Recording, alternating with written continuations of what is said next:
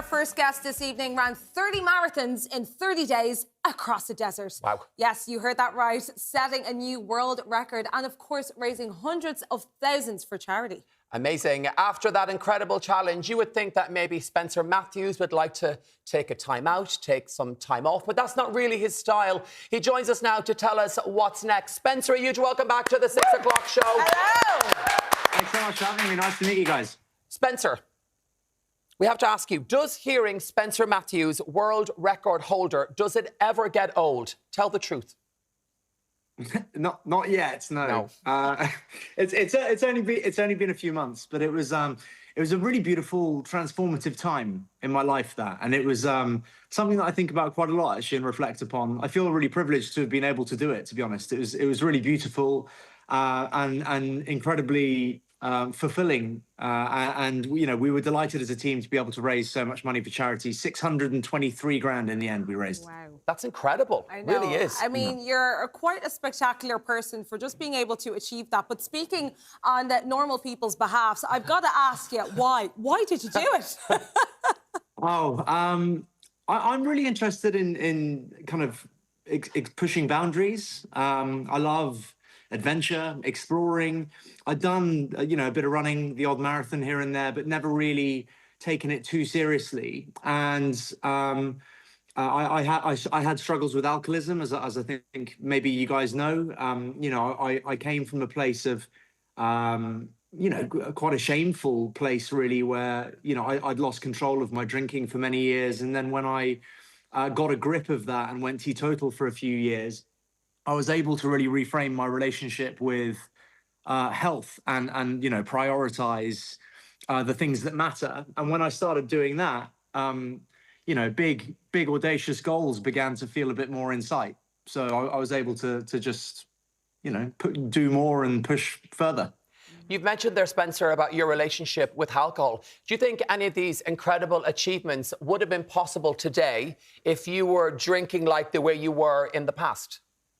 Oh, no, mate, no. I struggle to walk the dogs at times. No, seriously. I had very little drive or ambition when I was under the influence of alcohol in the way that I was. It was deeply unhealthy and quite problematic at times. I was told by an addiction specialist that if I didn't stop drinking, I could lose everything. So no, a 5K run would have been far too much for me at times. So it was that kind of clarity that the sobriety gave me. And just in passing, I'm not teetotal now. I'm not sober. I barely drink alcohol. I've just completely reframed my position on it.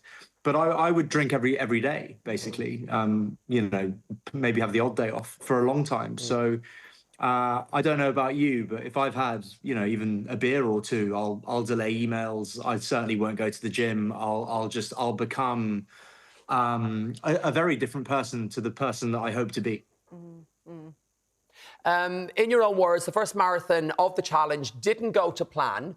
So tell us what happened and what actually got you through it in the end. I was very short on sleep. I'd slept for about an hour and a half. That's nothing to do with the organisation. The team were incredible. I was just too excited. I was literally lying in bed, like so excited for the following day to come, that I just wasn't able to sleep. On top of that, we were very close to the Israeli border, and obviously they're going through, that particular part of the world is going through a particularly turbulent time at the moment.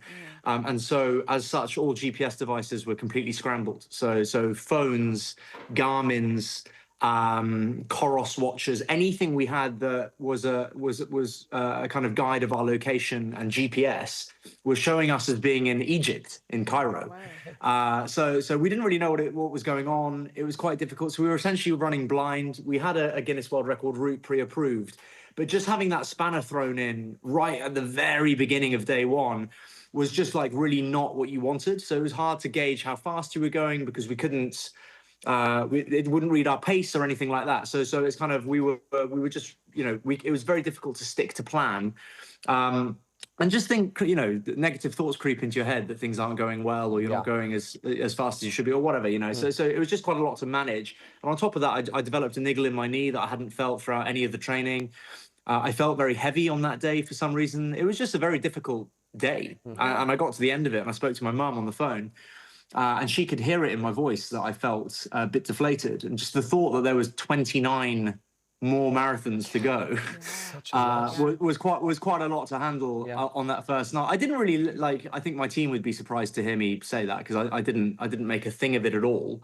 My mum could pick it up in my voice, but it was deep down I was thinking I've bitten off too much here. Yeah. He's such a pro. We carried on. Yes, but listen, was it the call from mum that gave you the push to keep going? Like, what was it? Did you have to find something in your inner self? Because, 29 more marathons to go, like, that is a lot. I think when you're running, in the park or something on your own, if you feel like bailing on that session, you can. There's no pressure to do that. I think we had partners that had made this quite well publicized. I teamed up with Global for Global's Make Some Noise.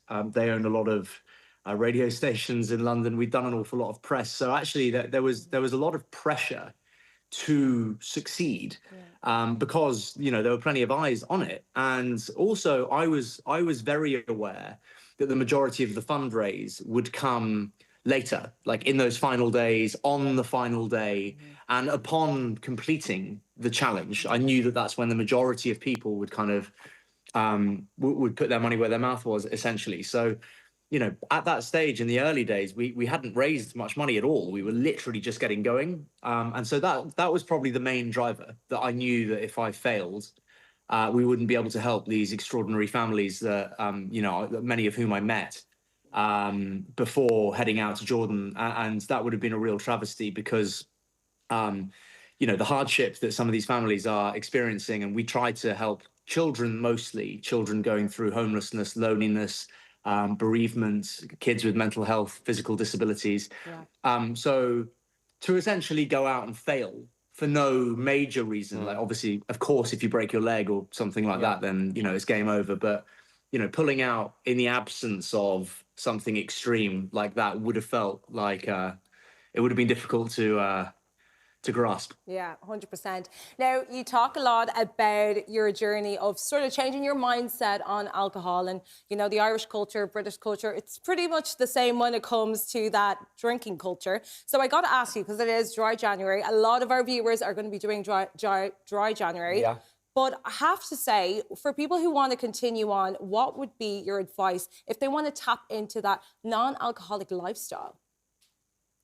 I mean, all of these things are deeply personal, right? So it's very difficult actually to tell people what to do when it comes to their drinking. I think if you feel like you're drinking too much, then perhaps you are drinking too much. Most people don't question their alcohol consumption if they don't, if there isn't some kind of, perhaps underlying issue, albeit perhaps a minor one.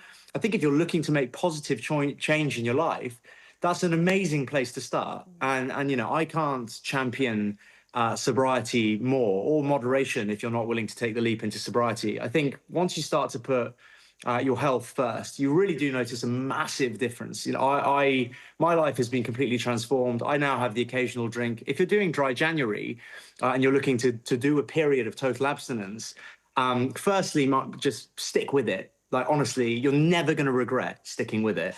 And secondly, nowadays, there are so many great products, I think, that do half the job for you. When I first went sober, you were either drinking alcohol or you weren't. There was no kind of middle ground.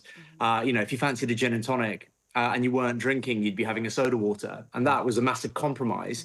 So I created CleanCo as an example. There are many other brands that do similar stuff to my brand. But we make, gin, whiskey, rum, tequila, vodka with absolutely no alcohol, so alcohol-free spirits.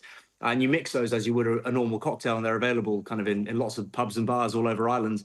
And you go in and have a clean gin and tonic or a clean margarita or something like that. And to be honest, it really does the trick of filling that void of wanting an alcoholic drink. Also, it helps with the pressure, Spencer, because we were talking about this in the dressing room. It's when people ask, are you not having a drink? Yeah, why aren't you drinking? So much pressure. Yeah.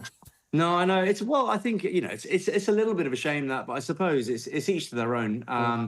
I fortunately, I don't, when I make a decision like that and I decide that I'm not drinking for that particular night or week or month or whatever, I think the easiest thing to do, I know it's easier said than done in some cases, is just to try your best to stick with it and use products. Alcohol-free beer, as an example, is pretty great. It's been around for like 30 years, I think, with Caliber, which was an Irish product, I believe. We're too young to know about that, Spencer. No, exactly. No, well, me too, actually. There we are. But before we let you go, tell us about your yeah. next challenge, 7 in 7. Reveal all, please.